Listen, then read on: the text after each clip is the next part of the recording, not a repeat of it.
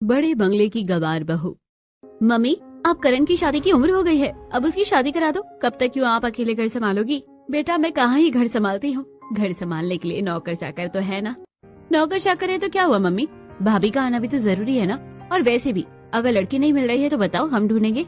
मैंने तो आपने क्या दीदी, मैंने भी लड़की देख ली है करण के लिए। मेरी ननद राधा बहुत अच्छी है, करण और राधा की अच्छी जमेगी भी। राधा? वो तो पूरे गांव की लगती है। मम्मी, मेरी ननद ज्योति अच्छी रहेगी, मॉडर्न भी है, एलिगेंट भी है। आपका बड़ा सा बंगला यूं संभाल लेगी। अरे प्रिया और नीता, तुम क्या अपनी अपनी ननदों की शादी करवाने में लगी हो? 2 साल से करण के पीछे लगी हो और वो ना बोल रहा है, अब तो उसका पीछा छोड़ दो। दादी, आज नहीं तो कल तो करण की शादी करनी है ना, और कोई अनजान से करे, इससे अच्छा जान पहचान की लड़की सही रहेगी। हम तो बस इसलिए कह रहे थे।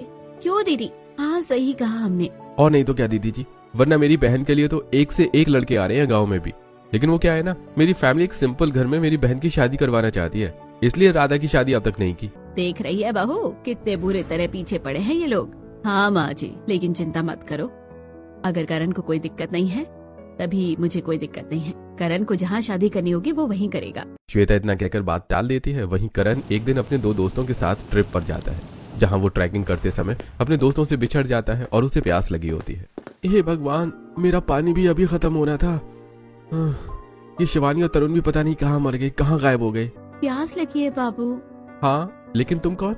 मेरा नाम प्रीति है। इस गांव में बहुत से लोग आते हैं भूखे प्यासे, हम उन्हें खाना पानी देते हैं। ये लो पानी पियो, ठंडी में एकदम गुनगुना पानी है और मीठा भी, कुएं से लाए हैं अभी भरकर। करण को बहुत जोरों की प्यास लगी थी। वो जल्दी जल्दी पूरा पानी पी जाता है और प्रीति से उसके बारे में पूछने लगता है। और ट्रैकिंग करने की जगह वो वहाँ कुछ देर तक उससे बात ही करता है। तभी शिवानी और तरुण वहाँ आते हैं। अच्छा बच्चू, हम तुझे नीचे ढूंढ रहे हैं और तू यहाँ क्या कर रहा है? अरे यार, मैं तुम लोगों से पहले यहाँ पहुँच गया था और मैं सोच रहा था कि तुम लोग कहाँ रह गए, और प्यास भी लगी थी तो प्रीति ने पानी दिया। अरे हाँ, इसका नाम प्रीति है, बड़ी अच्छी लड़की है, लोगों की मदद भी करती है। ऐसे कुछ देर सभी बातें करते हैं और फिर करण अपने दोस्तों के साथ चला जाता है। कुछ दिन बीत जाते हैं और अब करण को रोज प्रीति की याद आने लगती है। उसके बिना करण का मन ही नहीं लगता, रह रहकर उसे प्रीति की याद आती है। ये क्या हो रहा है मुझे? जितना भी सोचूं प्रीति के बारे में, ना सोचूं, वो उतना ही मुझे याद आती है। पता नहीं ये अच्छा है या बुरा। ऐसे कुछ दिन बीतते हैं और फिर एक दिन शांति, गर्म पानी दे दे, गला जमा जा रहा है। माँ, गर्म पानी की नहीं, सुकून की जरूरत है आपको। और अब आप बूढ़ी हो रही हैं, कर दो करण की शादी। हाँ माँ। इससे आगे दोनों नंदे कुछ कहती, करण वहाँ आ जाता है और सारी बात सुन लेता है। अच्छा, तो आप लोग मेरी शादी की प्लानिंग कर रहे हो? ठीक है, लेकिन लड़की मैंने पसंद कर ली है। ये सुनकर दोनों नंदे एक्साइटेड हो जाती हैं कि कौन होगी लड़की। अरे बेटा, अब लड़की पसंद कर ही ली है तो बता भी दे, इतना सस्पेंस रखने से अच्छा है। उसका नाम प्रीति है, वो रामपुर गाँव की है और बहुत ही सीधी सादी लड़की है। मैं उसी से शादी करना चाहता हूँ। ये सुनकर घर वाले हैरान हो जाते हैं। अरे वाह बेटा, तुझे तो गांव की लड़की पसंद है, ये तो बहुत अच्छी बात है। बेटा, कोई और लड़की ढूंढ देंगे तुझे, गांव की ही लड़की क्यों पसंद है? माँ, प्रीति में जैसे जादू है, वो बहुत प्यारी है, उसे लोगों से प्यार करना आता है, खुशियाँ बांटना आता है, बस इसलिए मुझे प्रीति से प्यार हो गया। अब क्यों, कैसे, ये सब मत पूछो। आप लोग शादी के लिए पीछे पड़े थे ना, तो मैंने लड़की भी बता दी। करण की पसंद को घर वाले कैसे ही ना बोलते। श्वेता और भावेश प्रीति के घर जाकर रिश्ता पक्का करते हैं और कुछ ही दिनों में करण और प्रीति की धूमधाम से शादी होती है। श्वेता जी ने कभी सोचा नहीं था कि वो गांव की बहू ले आएंगे, लेकिन अब उन्हें भी दोनों बेटियों की तरह अपना मन मारना पड़ता है। आज बहू चौखट पर खड़ी थी।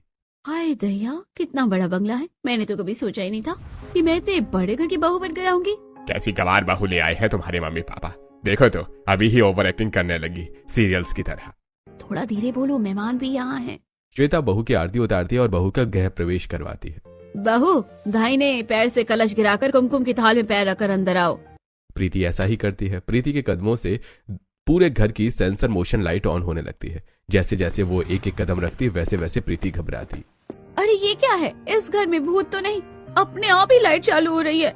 हमारी भाभी तो पूरी गंवार है, गंवार। ऐसा लग रहा है भाभी, ये सेंसर मोशन लाइट है, पूरे बंगले में ऐसी ही लाइट है, इसके लिए आपको बटन ऑन ऑफ करने की जरूरत नहीं पड़ेगी। आप जहाँ नहीं रहेंगी ये लाइट अपने आप ही बंद हो जाएगी और जहाँ जाओगे अपने आप चालू हो जाएगी। ठीक है, अब बहू को लिफ्ट से उसके कमरे में ले जाओ। 5th फ्लोर पर जो प्रीमियम रूम है, बहू उसी में रहेगी। वहाँ से व्यू भी अच्छा है और बंगले का सबसे लेविश रूम वही है। ये सुनकर दोनों नंदन जल जाती हैं, क्योंकि उनकी माँ ने वो रूम स्पेशली अपनी बहू के लिए डिजाइन करवाया था।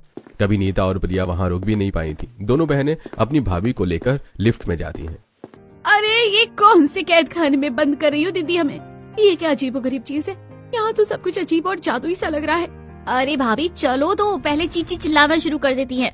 जिसके बाद नीता और प्रिया लिफ्ट से प्रीति को उसके बेडरूम में ले जाती हैं। बेडरूम का दरवाजा भी ऑटोमेटिक था, अपने आप ही खुल जाता था और लाइट्स भी अपने आप ही ऑन हो जाती है। ये सब देखकर प्रीति बहुत ही ज्यादा हैरान हो जाती और उसे समझ ही नहीं आता कि क्या हो रहा है। अब हम जा रहे हैं भाभी। दोनों नंदे वहां से चली जाती हैं। वहीं प्रीति अब कमरे में अकेली थी। उसके कमरे में अब एक से एक महंगा फर्नीचर और सामान था। सब कुछ देखकर वो हैरान थी। कुछ देर में करण भी कमरे में आ जाता है और शादी की थकान से थकी बहू कमरा भी अच्छे से देख नहीं पाती और दोनों सो जाते हैं। अगले दिन बहू जल्दी उठकर तैयार होकर आती है। अरे वाह बहू, इतनी सुबह भी उठ गई तुम। हाँ माँ जी, मेरी तो आदत है जल्दी उठने की, और ससुराल में तो बहू को जल्दी उठना चाहिए, ऐसा माँ कहती है। वैसे आज मेरी पहली रसोई है ना? हाँ बहू, आज तेरी पहली रसोई है। आज बढ़िया सा खाना बनाना, जो चीज ना मिले शांति से पूछ लेना, वो बता देगी। ठीक है माँ जी। जिसके बाद प्रीति रसोई में जाती है जहाँ उसे कुछ समझ में नहीं आता। ये क्या, यहाँ चूल्हा तो है ही नहीं। रुको मैं अभी चूल्हा ले आती हूँ और खाना बनाती हूँ। जिसके बाद प्रीति गार्डन की मिट्टी से चूल्हा बनाती है और बड़े बंगले की रसोई में चूल्हा रखकर उसी पर अपनी पहली रसोई का खाना बनाने लगती है। थोड़ी देर में घर में धुआं होने की वजह से फायर अलार्म बज उठता है और सभी रसोई में आते हैं। अरे बहू ये क्या है? बहू तेरा दिमाग तो ठीक है, हमारी रसोई मॉडर्न है, तो चूल्हे पर खाना क्यों बना रही है? देख पूरी रसोई काली हो रही है। माँ जी मुझे नहीं पता था कि गैस कहाँ है, गैस मिल नहीं रहा था माँ जी, इसलिए मैंने चूल्हा चला दिया। और चूल्हे का खाना तो स्वादिष्ट होता है माँ जी, और पौष्टिक भी होता है। देखा माँ, करण की पसंद कितनी गंवार है, इसलिए हम ये गांव की बहू नहीं चाहते थे। सही कह रही है नीता। शांति, ये चूल्हा उठाकर बाहर रख दो। हमारे घर में इंडक्शन है, चूल्हे से पूरी रसोई खराब हो जाएगी। शांति तुझे इंडक्शन यूज करना बता देगी, इंडक्शन पर ही पहली रसोई का खाना बनेगा। सास की बात सुनकर प्रीति कुछ नहीं बोलती। वहीं नौकर चूल्हा उठाकर रख देते हैं। आधा खाना ऑलरेडी चूल्हे पर बन चुका था। जिसके बाद शांति प्रीति को गैस का इस्तेमाल करना बताती है और फिर प्रीति बाकी का खाना गैस पर बनाती है। अरे वाह बहू, दाल मखनी से तो बड़ी अच्छी खुशबू आ रही है। कितनी वैरायटी का खाना है आज, छोले भटूरे, नान, पनीर, 2 प्याजा, गोभी पराठे, पुलाव, बिरयानी, खीर, पूरी, मिक्स वेज और रसगुल्ले। ऐसा लग रहा है जैसे किसी होटल में बैठे हो। कितना सारा खाना है। हाँ ससुर जी, सही कहा आपने। वैसे भाभी जी ने खाना बड़ा बढ़िया बनाया है। सभी प्रीति की खूब तारीफ करते हैं और सभी चाव से खाना खाते हैं। कि दाल मखनी, पनीर और छोले के स्वाद इतने अलग क्यों हैं? ये तीनों सबसे ज्यादा स्वादिष्ट बने हैं। हाँ माँ जी, क्योंकि मैंने ये चूल्हे पर बनाया है, बाकी का खाना गैस पर बना है इसलिए। हाँ, चूल्हे के खाने की बात ही अलग है, गैस पर वो मजा कहाँ। सभी चुप हो जाते हैं और भाभीश जी और दादी प्रीति की खूब तारीफ करते हैं। और बड़े बंगले के ससुराल में प्रीति को पहली रसोई पर सुंदर सुंदर गिफ्ट्स भी मिलते हैं। दादी सास अपने गले का नौलखा हार निकालकर बहू को दे देती है, तो वहीं सास बहू को खानदानी कंगन देती है। ससुर जी बहू को डायमंड का नेकलेस देते हैं। अगर मेरी ज्योति आई होती ना तो ये सब उसका होता, लेकिन ये लोग तो दोनों ही नंदे मन ही मन बड़ी दुखी होती हैं। ऐसे ही एक दिन खाने के समय, अरे प्रीति चटनी कहाँ है यार? चटनी तो ले आती। खाने के साथ में अगर हरी धनिया और पुदीने की चटनी ना हो तो मजा नहीं आता। अरे भूल गई चटनी पीसना, रुको अभी लाई। जिसके बाद प्रीति रसोई में जाकर सिलबट्टे पर चटनी पीसने लगती है। ये क्या कर रही है और इतना समय क्यों लग रहा है इसे? कब से रसोई में खटर पटर आवाज आ रही है। जिसके बाद श्वेता रसोई में जाकर देखती है तो एक तरफ धनिया के बेकार टूटे डंठल पड़े हुए थे और दूसरी तरफ प्रीति सिलबट्टे पर धनिया पुदीने की चटनी को हाथ से पीस रही थी। थोड़ी बहुत चटनी का छींटा जमीन पर भी चला गया था। ये देखकर श्वेता का मुंह बन जाता है। बहू ये क्या गंवार हरकत है? हमारे घर में मिक्सी रखी है, किसने कहा तुझे ऐसे सिलबट्टे पर चटनी पीसने के लिए? अम्मा जी किसी ने नहीं कहा, लेकिन सिलबट्टे की चटनी अच्छी होती है। अच्छा ठीक है, अभी जल्दी लेकर आओ और अगली बार से मिक्सी का इस्तेमाल करना। जिसके बाद प्रीति चटनी लेकर आती है और बड़े बंगले में सभी बहू के हाथ की सिलबट्टे पर पीसी चटनी खाकर बहुत खुश होते हैं। वही नंदों का मुंह बन जाता है। कितनी गंवार है ये, और माँ भी इसे कुछ नहीं बोल रही। पता नहीं कैसे हैंडल कर रहे हैं ये। ऐसे ही एक दिन, अरे आज तो मसालेदार सब्जी खाने का मन कर रहा है। भाभी जी आज मसाले वाली सब्जी बनाना। भाभी मिक्सी का यूज करना जीजू को और इनको सिलबट्टे के मसाले की आदत नहीं है, और हमें भी नहीं। ठीक है दीदी। प्रीति को मिक्सी का इस्तेमाल करना नहीं आता था, लेकिन फिर भी वो मिक्सी में मसाला डालकर लगा देती है और जैसे ही बटन ऑन करती है मिक्सी चालू होती है और पूरा मसाला रसोई में फैल जाता है। ये देखकर सास वहां आती है। हे भगवान, कैसी गंवार बहू दे दी आपने मुझे। मैंने सोचा था बड़े बंगले में सुंदर सुशील बहू लाऊंगी, दोनों सास बहू खुशी से रहेंगे, लेकिन ये लड़की तो इस घर के लायक ही नहीं है। 2 दिन में मेरी पूरी रसोई का सत्यानाश कर दिया इस लड़की ने। पूरी रसोई में मसाले फैले हुए थे और जमीन पर प्याज आलू के छिलके थे। ये देखकर श्वेता का दिमाग खराब हो जाता है और वो बहुत गुस्सा हो जाती है। शांति, जल्दी से रसोई साफ कर, उसके बाद ही आज खाना बनेगा। मैं बाहर से ऑर्डर कर दे रही हूँ। जिसके बाद श्वेता बाहर से खाना ऑर्डर करती है और शांति रसोई साफ करने में लग जाती है और प्रीति शांति की मदद करती है। क्या हो गया, आज बाहर से खाना? अरे मामू, मामी को खाना बनाना नहीं आता, पूरी रसोई गंदी कर दी थी मामी ने, इसलिए नानी ने बाहर से खाना मंगवा लिया। क्या हुआ प्रीति, तुमने तो कहा था सब सीख लोगी, अब क्या हो रहा है? मैं कोशिश कर रही हूँ जी, और जल्दी ही सब सीख जाऊंगी। करण ने आज पहली बार प्रीति से सख्ती से बात की थी। ये देखकर दोनों नंदे बहुत ही ज्यादा खुश थी। ऐसे ही दिन बीतते हैं। प्रीति को इलेक्ट्रॉनिक सामान यूज करना नहीं आता था, इसलिए हमेशा उससे कोई ना कोई गड़बड़ होती थी। एक दिन प्रीति घर वालों के ढेर सारे कपड़े लेकर धो रही होती है कि तभी सास देख लेती है। बहू, तेरा दिमाग ठिकाने पर तो रहता है ना? ये क्या है, इतने सारे कपड़े तू हाथ से धोने के लिए बैठी है? घर में नौकर है, वॉशिंग मशीन है, उससे धोना नहीं आता तो पूछ ही लेती किसी से। चल मैं बताती हूँ। जिसके बाद श्वेता बहू को वॉशिंग मशीन का इस्तेमाल करना बताती है। और सुन, मशीन में कपड़े हमेशा छाट कर ही डालना, वरना कपड़े खराब हो जाएंगे और दाग भी लग सकता है दूसरे कपड़ों का। ठीक है माँ जी, याद रहेगा। जिसके बाद प्रीति सारे कपड़ों को मशीन में लगा देती है और सारे कपड़े जल्दी से धुल जाते हैं। अरे वाह, ये तो सही है, इससे तो मेरा ही समय और एनर्जी बच रही है। मशीन में सारे कपड़े धुलकर और सूख कर निकलते हैं, जिससे प्रीति को ज्यादा मेहनत नहीं करनी पड़ती। ऐसे ही एक दिन, प्रीति भाभी जी, ये मेरे कुछ कपड़े हैं, इन्हें धो दो ना, मुझे एक मीटिंग में जाना है 2 दिन के लिए, तो ये कपड़े जरूरी हैं। बहू, शांति के साथ बाजार चली जा, राशन नहीं है, अर्जेंट में कुछ सामान खत्म हो गया है, जाकर ले आ। प्रीति धोने के कपड़े मशीन में डाल देती है और शांति के साथ बाजार चली जाती है। वहीं शाम में देख रही हो माँ, इस गंवार भाभी ने मेरे पति के कपड़ों की क्या हालत कर दी है। वोट लगा दी इन्होंने मेरे पति के कपड़ों की, सफेद लाल नीला पीला सब मिक्स हो गया। मैंने तो बस कपड़े मशीन में रखे थे, बहुत गंवार बहू ले आई हूँ मैं। मुझे करण की पसंद पर भरोसा नहीं करना चाहिए था। देख ले प्रीति, अब तेरी वजह से दामाद जी के कपड़े खराब हो गए ना, अब क्या होगा? उन्हें 2 दिन के लिए बाहर जाना था। नसीब की तेज है कि बड़े बंगले में शादी हो गई, वरना इस गंवार भाभी को कौन पूछता ही भला। इस तरह प्रिया अपनी भाभी को ताने देने लगती है। जीजू, आप टेंशन मत लो, आपको जितने कपड़े चाहिए चलो मैं दिलाता हूँ। जिसके बाद करण केशव को शॉपिंग करवाने ले जाता है। अरे ऐसे ही नुकसान करवाते रहो और हम भरपाई करते रहे। आज तो प्रीति को बुरी डांट पड़ी थी। ऐसे ही कुछ दिन बीत जाते हैं। बंगला बहुत बड़ा था, जिससे बंगले की सफाई में समय भी बहुत ज्यादा लगता था। एक दिन प्रीति हाथ से बंगले की सफाई कर रही होती है, हाथ से झाड़ू लगाती है और फर्श पर बैठकर पोछा लगाने लगती है। तभी श्वेता की कुछ पड़ोसनें वहां आती हैं। अरे श्वेता, तुमने नई नौकरानी रख ली क्या? अरे सुगंधा, कैसी बातें करती हो, ये नौकरानी नहीं हो सकती, इसकी शक्ल तो श्वेता की बहू प्रीति से मिलती है। कहीं ये प्रीति ही तो नहीं? अरे आंटी जी, अपनी बहू की ऐसी हालत कौन करता है? मुझे तो ऐसा लगा कि ये नौकरानी है। वही तो मैंने भी यही सोचा। जब से तुम्हारी बहू आई है तुम्हारा सोसाइटी में आना बंद हो गया है। हम सोचे हम ही मिलाते हैं, लेकिन यहाँ तो सब कुछ बहुत अलग है। बहू को बहू के जैसे रखा करो श्वेता आंटी, वरना बाद में कहीं रोना न पड़ जाए। आज तो हम चाय पीने थे, लेकिन तुम्हारा घर इतना फैला है कि ये सब देखकर हमारी इच्छा खत्म हो गई है। अब हम चलते हैं। सारी पड़ोसनें श्वेता का फैला हुआ घर और फर्श पर पोछा मारती हुई भीगी हुई बहू की हालत देखकर वहां से चली जाती है और श्वेता का पारा हाई हो जाता है। जब से ये लड़की घर आई है, सब कुछ उल्टा सीधा कर रखा है। पूरी सोसाइटी में मेरी इज्जत की भजिया तल दी है इसने। अरे बैल बुद्धि, इस घर में झाड़ू पोछे के लिए वाइपर है और वैक्यूम क्लीनर है, हाथ से काम करने की जरूरत नहीं है। सासू माँ, जिसने कभी जीवन में ये सब नहीं देखा उसे क्या ही पता होगा। खैर, मेरी बहन आई होती तो आज ये दिन न देखना पड़ता। घर में सभी बात बात पर श्वेता और भावेश को एक ही ताना देते कि अगर बेटियों के नंद से शादी होती तो ये दिन न देखना पड़ता। ऐसे ही दिन बीत रहे थे। बहू बड़े से बंगले की इकलौती बहू थी, फिर भी घर का सारा काम करती थी और रात में ठंड में अकेले ही बर्तन धो रही थी। ये इतनी रात को कौन बर्तन धो रहा है? इतनी बर्तनों की आवाज आ रही है।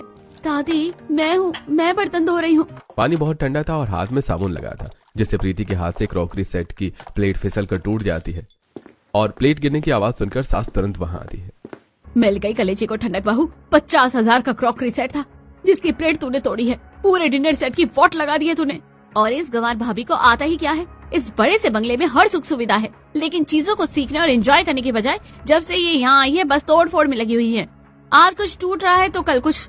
दोनों नंदे अपनी भाभी को बहुत खरी खोटी सुनाती हैं और वहां से चली जाती है। वहीं प्रीति को सभी की बात इतनी बुरी लगती है कि रात में देर तक वो रो रही थी और वो चैन से सो नहीं पाती है। अरे जब से बहू आई है, घर का माहौल बनने के बजाय और बिगड़ गया है। बेटा कुछ ऐसा करके सब सही हो जाए। मैं तो सोच रहा हूँ क्यों ना प्रीति को लेकर कुछ दिनों के लिए बाहर घूमने चला जाता हूँ। कम से कम सुकून रहेगा और उसका भी मन हल्का हो जाएगा और माँ और दीदी के मन के गिले शिकवे भी खत्म हो जाएंगे।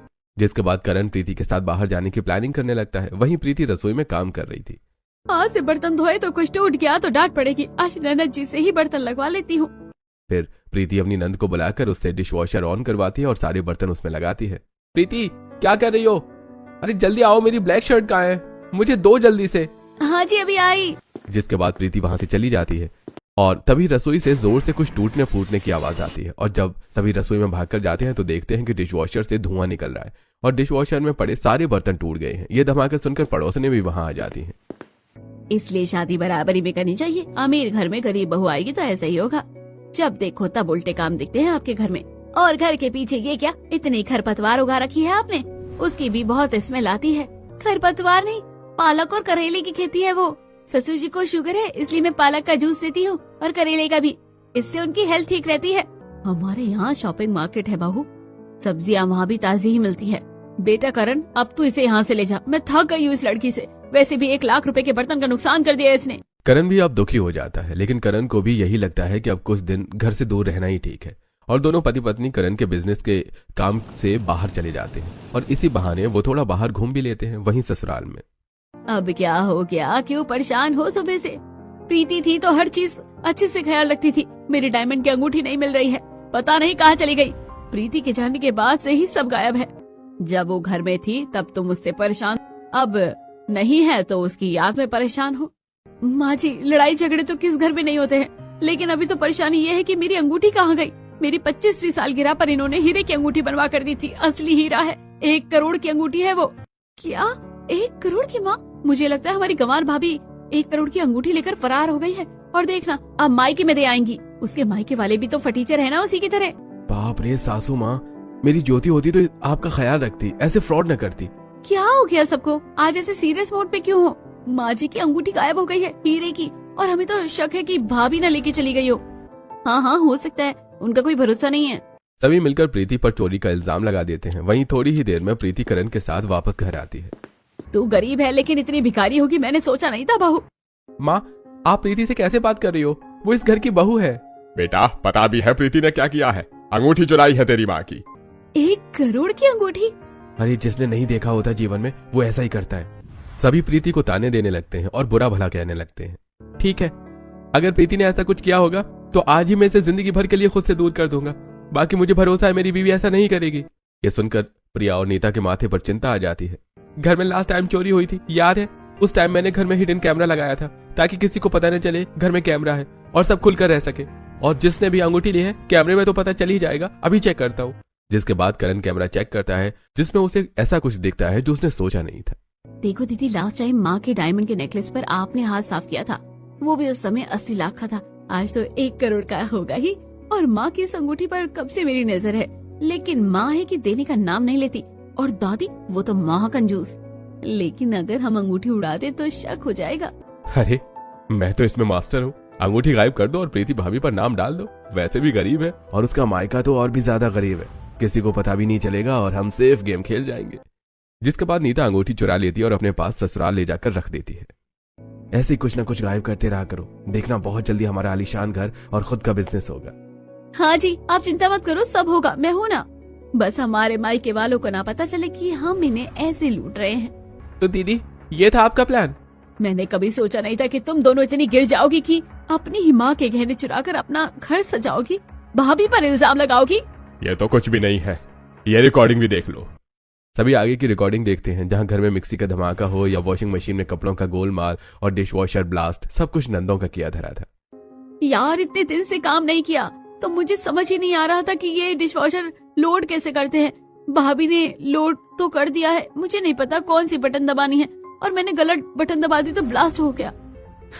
अरे कोई ना, मैंने भी एक दिन इसके कपड़े वॉशिंग मशीन में लगा दिए थे और मुझे याद ही नहीं रहा कैसे चलाते हैं वॉशिंग मशीन। बस मैसअप हो गया, सारे कपड़ों में दाग लगे, अपनी गवार भाभी पर इल्जाम लगा दिया। अब बड़े बंगले का सुख ले रही है तो कोई तो साइड इफेक्ट सहन करे, वो भी। चारों हंसने लगते हैं। बेटा, तुम दोनों को ससुराल में दिक्कत होती थी इसलिए हमने यहाँ रहने दिया, लेकिन अपने ही मायके को इस तरह तुम बर्बाद करोगी हमने कभी नहीं सोचा था। बेटी तो फूल होती है लेकिन तुम दोनों तो कांटा हो। एकदम चुप जाओ तो इंसान जहर उगल दे, पानी भी ना मांगे। बेटा, तुम दोनों से ये उम्मीद नहीं थी। प्रिया और नीता, तुम दोनों अपनी बोर या बिस्तर बांधो और यहाँ से दफा हो जाओ। बेटा, अगर तुम दोनों की माँ ना होती ना तो मैं आज पता नहीं क्या करती। जिसके बाद सभी घर वाले प्रिया और नीता से नफरत करने लगते हैं और उन्हें घर से जाने के लिए कह देते हैं। यहाँ प्रिया और नीता को अब अपनी गलती का एहसास हो रहा था। माँ हमें माफ कर दो, हमसे बहुत बड़ी गलती हो गई, हमें ऐसा नहीं करना चाहिए था। माँ माफ कर दो। श्वेता गुस्से में दोनों बेटियों को धक्के मारकर घर से निकालने लगती है कि तभी प्रीति रोक लेती है। नहीं माँ जी, जो हो गया सो हो गया, भले ही दोनों दीदी ने जो भी कुछ किया, लेकिन उन्हें ऐसे पराया करना ठीक नहीं। ससुराल भेजना है तो इज्जत से भेजो, ताकि वहाँ इनकी और हमारी बेइज्जती ना हो। प्रीति के समझाने पर सभी घर वालों का दिमाग ठंडा होता है, जिसके बाद श्वेता बेटियों को माफ कर देती है, लेकिन नाराज अभी भी थी। फिर पूरे आदर सम्मान के साथ बेटियों को विदा करती है और बहू को गले से लगा लेती है।